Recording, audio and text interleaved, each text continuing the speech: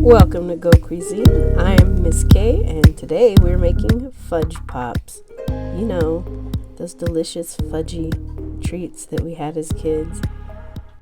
These are one of my favorites still, but I figured since it's just me eating them, I probably don't need that mega pack they have at the supermarket, so I'm going to give a go at making them myself. Let's go. We'll only need a handful of ingredients, starting with half a cup or 120 milliliters of heavy cream. We'll also need 1.5 cups of milk. That's about 355 milliliters for my metric friends.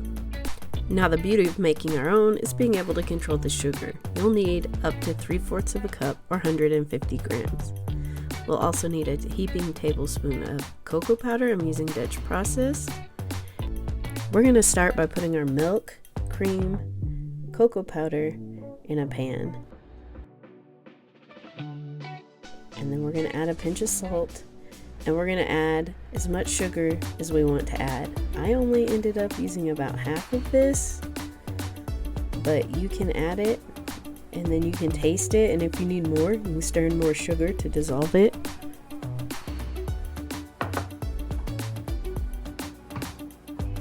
I am heating this over medium heat and whisking it.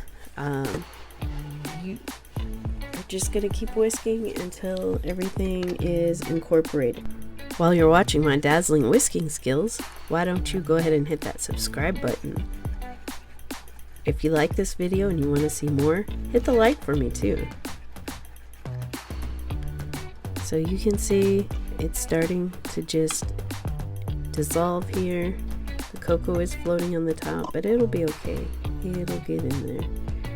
Ta-da! Now, the original recipe I saw online said do not boil this.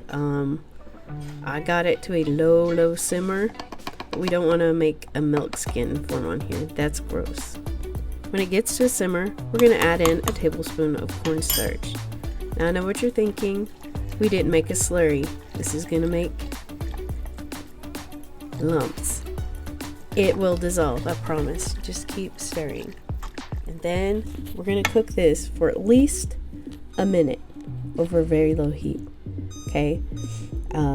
Most of the recipes I have, you boil something after you add cornstarch for a minute to get rid of that cornstarch taste. I didn't want to boil this, so it took about a minute and a half for that cornstarch taste to go away. Trust me, this is worth it. Now, you can make this your own. You could add some instant coffee in here for a mocha bar. You could add some vanilla when we remove this from the heat if you'd like. It's up to you. I'm pretty sure the ones in the store don't have vanilla in them, but I'm going to add it just to see what it tastes like. Now, I'm going to give this a taste to make sure that the cornstarch flavor is out, and if it's not, I'm going to cook it just a little bit longer until I can't taste that cornstarch taste anymore. It's offensive.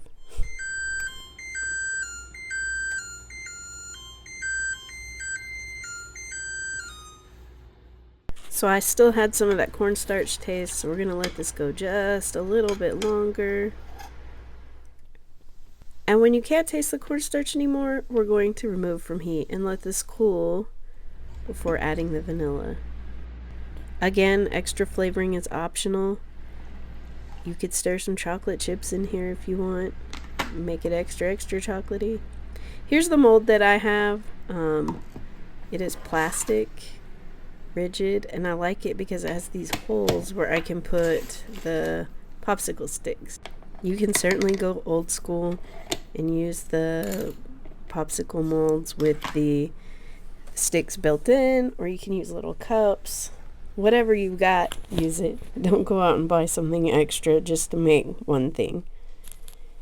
And now this is completely cool. We're going to fill our molds. Leave a tiny bit of room for expansion because things expand when they freeze. So if you fill this to the top, you might have an accident. I ended up with 6 popsicles, which is perfect for me.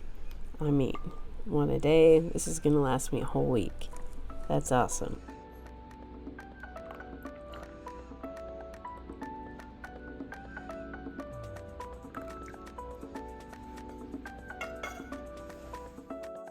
Use your rubber spatula to scrape out the last bit. You don't want to leave anybody behind.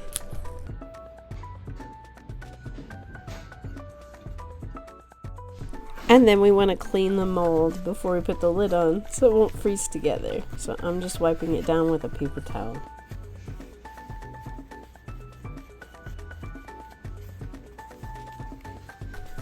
That ought to do it. And then we're going to slap the lid on and stick in our popsicle sticks. Now you can push them all the way down like the second one I did, or you can leave them sticking up a bit. It depends on where you want them in the pop.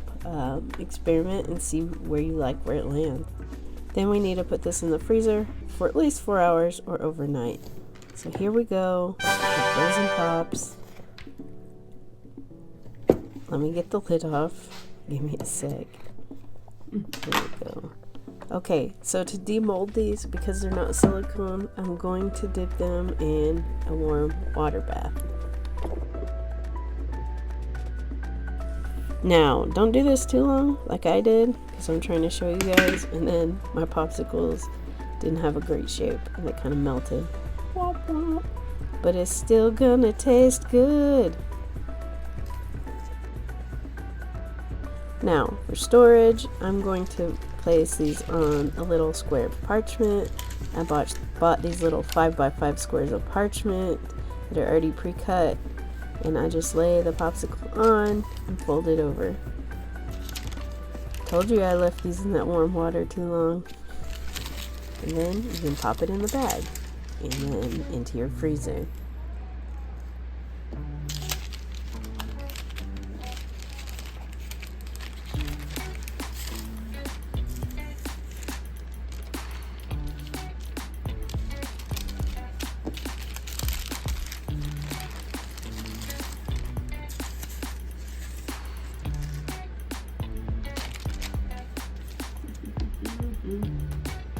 Now this step is certainly extra. You could leave them in the popsicle mold and pull them out as you eat them. I just find it easier to access this way. After you get your last pop in there, make sure to squeeze out as much air as you can. And be sure to label these with the name and date.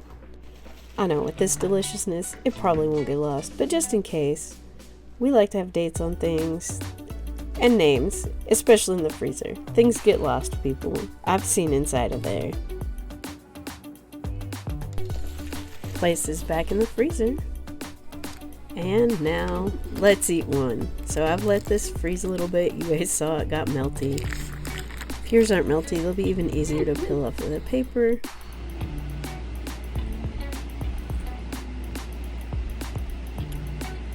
Approved. Gotta make this. These are way better than the store brand. I think next time I won't put the vanilla. It just doesn't taste the same with the vanilla. Thanks for watching, guys. Bon appetit. And let me know if you make this.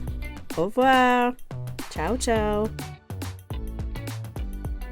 If you enjoyed my video, please share, like, and subscribe. Bye.